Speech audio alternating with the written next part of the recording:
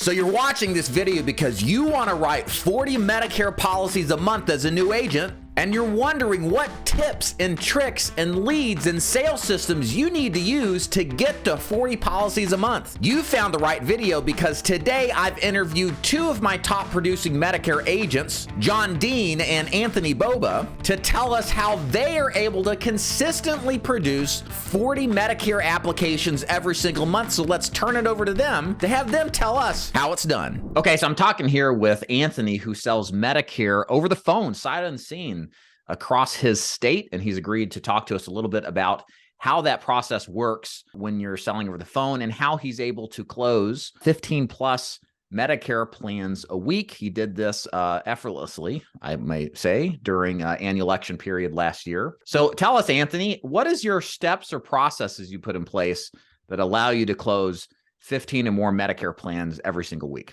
I don't know if I would say effortlessly, by the way. I think there's definitely a whole lot of effort that went in there. I'm just messing. I would say the biggest thing would be work ethic. I'm not trying to brag or anything, but I'm in the office every day, 8:30 to 5:30. I do not deviate. I put on like horse blinders. If you can kind of picture a horse running a race, nothing will pull me away. My wife might say, "Oh, I need to get a manicure. The only thing they've got is 2:00 today. Can you get, our daughter off the bus?" Nope. Can you do this? Can you do that? Nope. I know I work from home and technically I could, but no, very, very, very important for that self-discipline. If you don't have that, I think working for yourself is a major, major challenge. So work ethic, number one. Number two, you need to have that pipeline. It needs to be full at all times. And I mean all times. So I generate, give or take, I'll call it 200 leads a week. Out of those 200 leads, all of which come into my CRM, which is probably just as equally important as a good lead cost than compared to anything else. I mean, a CRM, it's another version of myself working 24/7, 365. It's answering questions. It's scheduling appointments. It's getting people engaged. It's sending out messages that dangle the carrot a little bit, tease them a little bit, get them intrigued, get them to want to schedule an appointment. An abundance of leads, of course, at a good price, good work ethic in a CRM. Those three things are the biggest three components, I would say, that allow me to do, on a bad day, I write 2 policies. And the one thing also to add to this, in case you haven't seen my interviews with Anthony in the past, he does all of this, again, over the phone, sight unseen. I guess building on that, and you've kind of hinted at this, but we want to clarify this.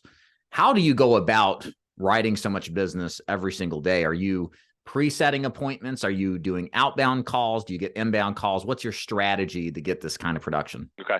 So when the lead comes into my CRM, before that even happens, they get the opportunity to schedule an appointment with me. They get to my calendar. They see a picture of me, my wife, and my kids. They see my availability. They can go ahead and schedule their appointment. Then it's optional, but they can answer, I think there's 6 or so questions. So they have the opportunity to schedule an appointment right then and there. If they don't do it at that step, once the lead comes into my CRM, they immediately get a text message. They immediately get an email, again, encouraging them to schedule an appointment. And the language I use in that, I think, is a big part as well. I mean, I'm not going to say verbatim exactly what it is, but hey, this is Anthony. I'm a local agent, just so you know.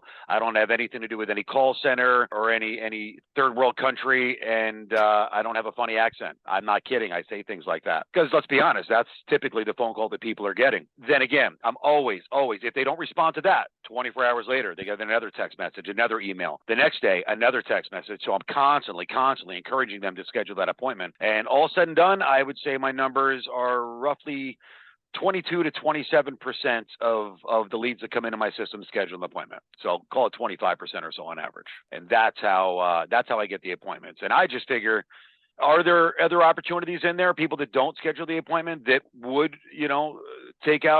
move forward with a policy with me? Sure. But I'm getting leads at a very inexpensive price, and I'd rather just talk to the people that I know have this serious intent. If somebody hasn't scheduled the appointment from becoming the lead to responding to one of the text messages or emails over and over and over, if they haven't scheduled the appointment by then, I don't know. Either it's a landline and they're not getting these text messages, or they just don't have the serious intent. They're click happy and looking for free stuff online. That's just my philosophy. And so you preset your appointments, you send out a process, text, texting, emailing to warm those leads up to set appointments. And you do this all from the comfort of your home. You know, agents are going to be like, how can I do that? So what advice would you give them to kind of formulate something similar to what you've got going? The mailer leads, I know they're fantastic. I don't know that from personal experience, but if you're going to be telesales, I don't see you having the success that at least I do with mailer leads. Number one, because they're damn expensive. But number two, these are people that are responding to a lead in the mail. They're probably not tech savvy. Not they need to be tech savvy, but they're probably not online like the clients that I'm typically coming across. So you need to have a good script. You need to have some phone skills, some sales skills. They do not necessarily go hand in hand. Sales skills are sales skills, but being able to utilize those and put them into play over the phone, there's definitely a lot that goes into that. It's not just, doing the same thing. Like you probably heard me say in other interviews, I can't see somebody and look them in the eye. I can't shake their hand. They don't know that I'm clean cut, even though I've got a beard. They don't know that I'm not sitting there in my underwear and looking like a slob. They don't know any of these things. And, first impressions are everything. I say that all the time. They need to somehow sense from you over the phone that, you're clean cut, you're educated, well-spoken, you're not sitting there in your underwear looking like a slob. Fine tune those sales skills. That is very, very, very important. And the way you do, well, not just the way you do that, getting over that trust and that confidence with people, that all comes across in what you say, how you say it, asking the right questions, showing you care, teaching them, educating them. It's phone skills, it's sales skills. A CRM is an absolute must. I don't know how anybody could conduct a business that they do without a CRM. My CRM sends happy birthday text messages, happy holiday text messages, Thanksgiving, this and that. So it's constantly, and I think overall that's going to help tremendously with my retention as well. Getting leads, getting them at a good price, getting a good script, utilizing yourself, utilizing 360, utilizing the training that they provide, utilizing Sunfire, knowing your product, knowing your markets. There's not just one or two things. There's so many things that go into it. And, some things are more important than others, but make no mistake about it. It all blends together, and it needs to be a well-oiled machine, all said and done. I'm here with Mr. John Dean. He regularly writes 10 to 15 Medicare policies every week. And we just need to ask him, how's it done? John, how do you write that much business, man? I invest in myself and I buy the leads. We have certain mail drop leads that we do. I have an appointment setter that is very good on the phones. He gets me in front of them and sets the appointment. We try to run 10 to 12 appointments a day when we have the leads every day until they run out. So you must be doing this on a telesales basis, or do you do this face-to-face? Do it all face-to-face. How in the heck do you run so much business face-to-face? Isn't it inefficient driving around there, especially in the middle of Kansas? No, I concentrate on certain areas: Wichita, Topeka, Kansas City, Oklahoma City, Tulsa, Joplin, Missouri, and Springfield, Missouri. When I'm traveling, I stay in hotels. I camp out for a week and get it all done till we run out of leads in that area, and then we move on to another area. And I can tell you, you did 274 Medicare plans this annual election period. Guys, that's a 7-week period, give or take, from middle of October to early December. So, there's a bit more than just 10 or 15, especially through those 7 weeks. And all face-to-face, mighty testament to the power of just the fundamentals. So, kind of wrapping this up, what advice would you give new agents that are interested in writing 10, 15 plus a week based on your experience? Don't be afraid to invest in yourself. Purchase the leads. When you purchase the leads, depending on how many you get, if you're making appointments on the phone, the ones that you cannot get a hold of, get out in front of them and door knock them. I door knock regularly. Once we hit a certain time to where we can't get anybody else to pick up the phone, I go and I clean up the ones we can't get a hold of. So once I hit the door, though, I'm very good at getting in, and just can't be afraid of going up to the door. Don't be afraid of the phone or the door. These are people that need our help. If you can't get a hold of them on the phone, you can definitely get a hold of them on the door and get out there and meet them.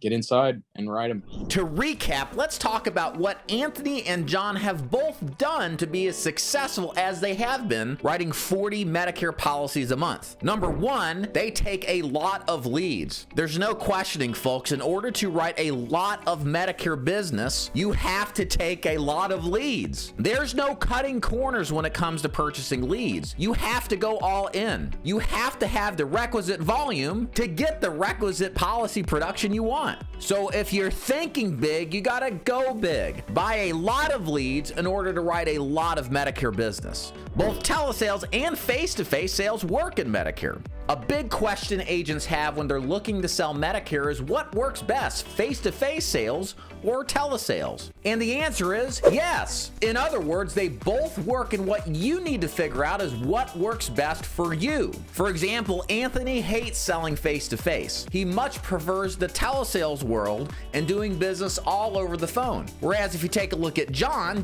absolutely hates telesales. He prefers being out in front, in person with his prospects to close business. And the good news is that either way that you decide to go, telesales or face-to-face, there's absolutely opportunity in this space to crush it and write 40 policies every single month with, of course, enough leads and enough activity. Which brings me to my third point, guys. In order to do this business right, you can sell over the phone, you can sell face-to-face, you can buy lots of leads, but if you don't have the work ethic, if you don't have the all-in type of disposition to go all after it, then you're not going to see the kind of results that you want to see. You have to commit your life to this business if you're wanting to do something extraordinary. Now look, if you just want to write a couple of policies a week and you don't want to commit everything to this business, totally fine, totally respectful. But if you're looking to do big things in this business, guys, it takes a big time commitment. Don't fool yourself and think that this is something that can be easily accomplished in just a few days a week. If you're a brand new agent, you need to go all in if you really have these kind of big goals. And that's what makes Medicare beautiful, right? Like if you go all in for just a couple of years